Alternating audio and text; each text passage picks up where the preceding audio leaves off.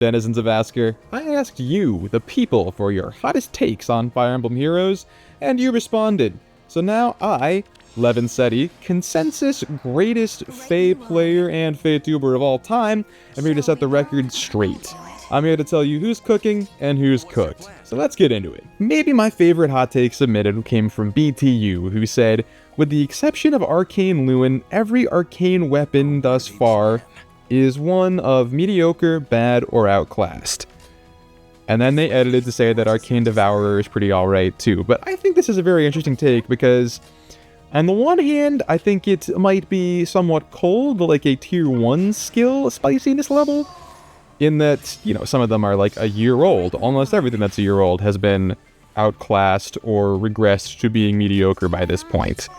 I also do feel like the power level of arcane weapons was sort of set around when they came out and hasn't necessarily been updated since then. But what I think is more interesting about this take, what I think is spicier, is saying that Arcane Lewin is by far the best one. Because I think that that's not considered a very spicy take, but to me I think it is very spicy because I have always thought Arcane Lewin was only okay. I think that all of the other null follow-up arcane weapons are actually better, and here's why. Arcane Lewin's effects are null follow-up based on speed, Spectrum 5, a dull speed and defense, and true damage based on speed. I believe that is all of them, and most people take this and put it on like a Godlance unit. And these are purely offensive abilities, other than like the Spectrum 5, especially in the current meta. The true damage and lull speed defense don't really help you kill on retaliation unless you have DR piercing through some other method. And there's nothing to like reduce damage, bolster your defense, stack stats, guard, special acceleration. Like, it doesn't have the pieces that would actually help you be an offensive tank, because it doesn't have special acceleration. You're not even like charging no quarters for free, so I would actually put it at the bottom of all the null follow-up arcanes. Like, Darkbow is a better offensive tool, Devourer has special cooldown, acceleration, and damage reduction, which is less and less important, but definitely does more for that role, and is even kind of better for like Gale Force and player phase strategies because of the cooldown, the special charge. And then Threema just has full tempo, which is, like, good, like, really good. So, I'm, like, I feel like this take is, like, kind of cold in the ether, but I'm calling it relatively spicy. Maybe tier 3, solidly tier 2 spice level. Those are my thoughts on that. Tell me I'm wrong down below. Next up, we have another iconic Fire Emblem Heroes player. We've got Infantry Pulse, who says that power creep is good, actually. The game needs to be refreshed to stay interesting, lest we all still be using Hector and Takumi. This one is actually kind of the opposite of the last one. I feel like the words he's saying will get you in trouble on the street, people throwing tomatoes and rotten fruit at you, but he is right. Simply correct. The IP is simply correct. Like, the game needs new skills and higher power levels to stay interesting, develop a meta, change, and grow over time. Like, we would not be playing this game 7.5 awful years later if they hadn't made changes like that. And IP does go on to say that we can have disagreements about the rate of power creep, which is also true. So I'm gonna say that this is tier 2 spice level just because so many people would be so turned off by the just string of words in a row. But to me, I think that the real issue with power creep is sometimes they just come out with something that like negates so many important strategies in the game that it really creates just like an ugly meta for weeks or months at a time. Or sometimes units never get a chance to shine because of the power creep that they're surrounded by. Like, an example of this would be when base Charlotte got released in the general pool. 1.5 months later, she got hard power crapped by Scion Larce, who I think was just, like, basically an objectively better unit in every way for player or enemy phase strategies. And that is just ugly game design. Like, there are ways to release 2x infantry units who do different things and have different strengths, and don't, like, completely irrelevantize each other, but they just didn't do it there, and sometimes they don't. And that's really bad, in my opinion. So that's what I think about power creep. But, you know, IP Kind of spitting. Now, up next, we have what is possibly the hottest take presented to me in this entire video, which is the Shiny Tressas, LW? Probably saying it wrong. Fix my pronunciation down below. Who says they should get rid of ladders in AR offense, or at least decrease it to 1 retry. And I think that's a little bit absurd, because this is a PRF skill spice level. This is extraordinarily spicy. But the amount of RNG in Aether Raids is so wild that having no real safety net, I mean, would just like turn this into a completely different game, right? But I feel like I have had so many weeks where I get like 3 of my 8 matches are against someone who doesn't even have a 7th unit on their defense team. And I really don't feel like it's fair to rank that against someone who, you know, matches into a team of 6 plus 10 Emblem Ikes or something 5 times. That's not really a great example, because that team loses to one thing, and but you know what I mean, like, someone who runs into a bunch of crazy return traps using whoever the 2 strongest nukes in the game right now, like, where you just can easily not understand the AI, like, have an impossible to read AI with guidance traps or whatever. I do wish that Aether Raids could go back to the way it was, where it felt like things mattered more. I feel like now I kind of just, like, take mulligans, hunt easy matches, and get away with it. I think that just the power level that we've been granted makes so many things, like, you just win or lose at the team select screen, right?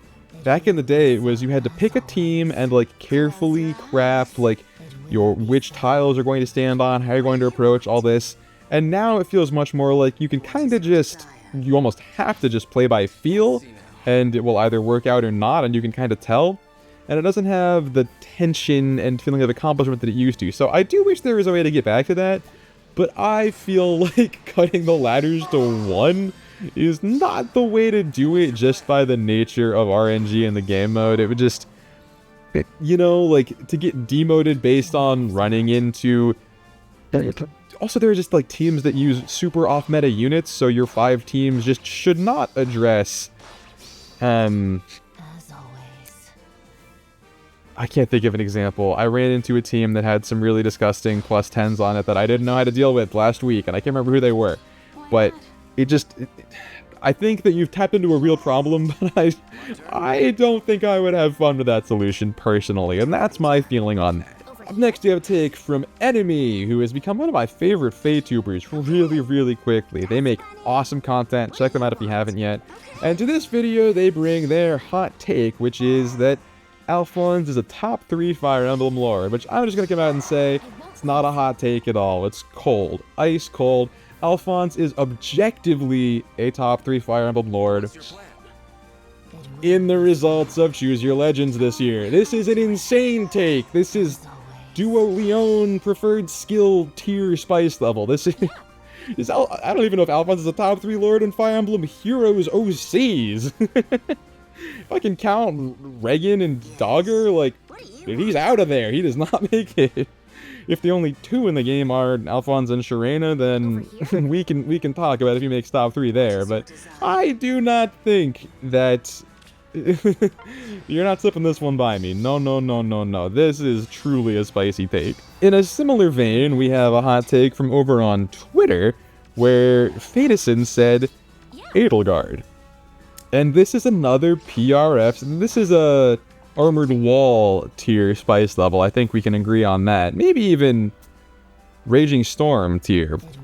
Because this is the hottest take of all. This is so controversial, I don't even know what to say because I don't want to be executed for my opinion. So we're just going to leave it alone and give it, whatever the hottest wing on Hot Ones is. That's how spicy that take is. And finally, I want to talk about a couple of combination takes, where 2 people had hot takes that I feel like can't coexist and we have to reconcile in some way. Over on YouTube, Zyrox said that Aether Raids Vault of Heaven and Arena Tier 20.5 isn't actually that hard. You sometimes get matched with random whales, but most of the time you'll do fine. The only thing that should be stopping you is because of legendary and mythic merges. And in Aether Raids, you have 5 teams to make, don't waste it, and free-to-play options for the arena are still godsend, because Summer Shez can beat Emblem Ike. Now, on the other side of things, on Twitter, Hapsby said, all 4-star and Grail units are no longer viable for competitive game modes, which might not be that spicy of a take. And I think it's really interesting that one person is saying the free-to-play units are godsend, and the other is saying they're unviable. So let's talk about this in a few pieces, right? I would agree that Aether Raids Vault of Heaven is not that hard because, like I was talking about earlier, the amount of variance in RNG means that you're probably not going to be getting more, at least in my experience, I don't tend to get more than 3 or 4 really difficult matches that I'd have to win in a week to stay in the vault. So I think that when you get so many mulligans and you just have, with the right luck, you can kind of just, you know, drop Emblem Marth or whatever in front of whatever units they've put down and you'll just win for free. And I can't say that Vault of Heaven is too difficult. I'm also not going to say that it's horrific, like super unforgivably easy, like it was for a while, but I will concede this point. However, I think that Arena is very hard depending on the bonus units. When you have the bonus Legendary, and it's a good Legendary, it's pretty easy. But when you have the bonus Legendary and are forced to use them to get enough score to stay in Tier 21 or even Tier 20, but that Legendary is a unit like Fjorm, or even like Legendary Ephraim or Ike or something, it's pretty tough to find anything in a high-scoring match that they can actually take down.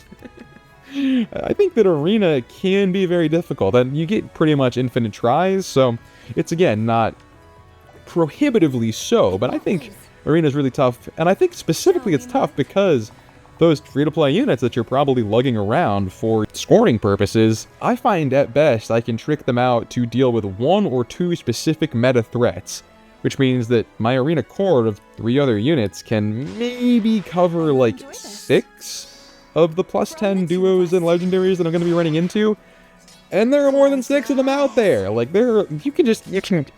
I've gotten, like, legitimately checkmated so many times, and I cannot be the only person that happens to. Like, with some of this stuff now, with, thinking about Lagoo's friend, Duo Asker, there are so many free-to-play teams that just literally cannot do a single point of damage to that guy. So, I think this take, I think this is a pretty spicy take from Xyrox, but I don't think it's entirely accurate. There are a couple of pretty good free-to-play units, but I really don't think that they do nearly enough to make up the gap and solve these problems. So I'm actually pretty in the camp of Hapsby that the take is not super spicy. The take that all 4-stars and Grail units are not really viable anymore, because I honestly can't remember when the last legitimately meta impactful or like competitive demote was. The unit that comes to mind is Baby Marth? So it's been a minute. I'm sure I'm forgetting a couple. I mean, there's like Lapis. Some of those demotes with arcane weapons can do pretty well, but it's still just like objectively nowhere near the top tier, right? And I also think that those units are sort of necessarily viable in Arena just because you need them to score.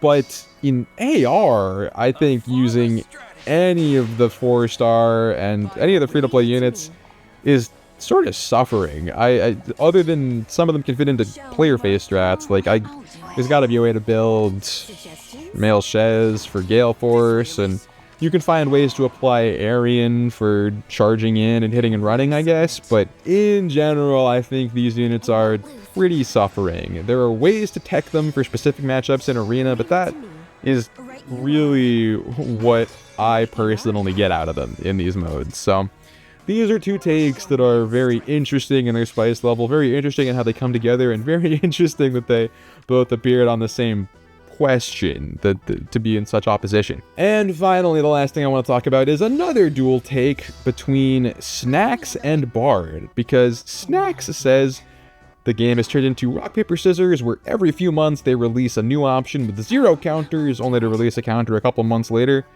But Bard says everything has a counter. And I think that weirdly both of these are just objectively true, so I can't say, I think both are kind of bronze tier 1 skill level spicy, and yet, despite being exact opposites, they are both also true, and here's what I mean by that.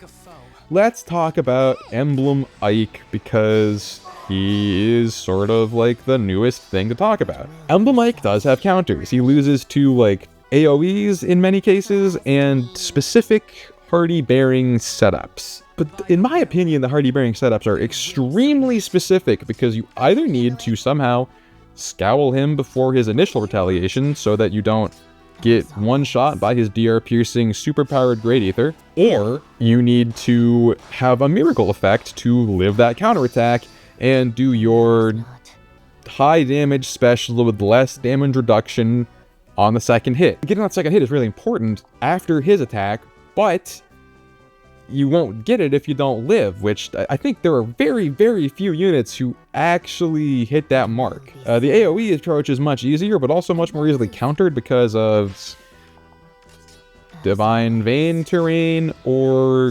Gyuto's AoE defense buff. So the counters do exist, but I do think that it is very few units innately win that matchup, and ones that can be built often require pretty significant investment or like context of a team to support them.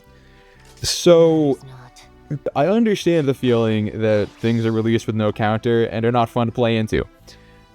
I also think that the specific release of Duo Young, Robin, and Crom like a week later as the specific answer to Ike with that Scowl debuff, the Harsh Spectrum, which scowls him, is like a terrible look for intelligence systems and really makes Snax' take sound true. I do think the power levels have gotten to a point where a unit has to be so belligerently overpowered to actually make a splash in the meta that we find ourselves in this situation where it's like, yeah, everything has a counter. They've never released a unit there was truly no counterplay to. But it also feels like the counterplay is becoming more and more specific to a point where, while counterplay does exist to some of the new units, not every player is going to have readily available access to that counterplay, and certainly not in like every mode, right?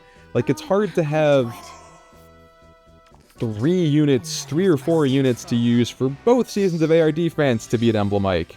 And it's hard to have a unit that also works in Arena to beat Emblem Ike in multiple seasons. Like, the way the game is set up, I think that both of these takes are true, and that there is a truth, like, innately in the middle of them, that, maybe we're just not in the healthiest meta right now, but it is at least very satisfying to find weird ways of overcoming these, like, arch-villain raid boss type of enemies we run into in the game.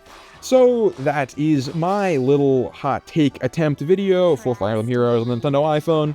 Let me know what you thought down below. It's a new format. Let me know what worked, what didn't, if I should do this again. If I didn't get to your hot take, I'm very sorry. I would like to do more of these. I think it's I had fun. I had fun going through it. I think it could be a pretty cool thing. But if you hate it, I'm not gonna make you watch it or ignore it anymore. So please give me your feedback down below. And while you're there, press that subscribe button so that you can see if I do or don't do this or the thing you said or whatever else.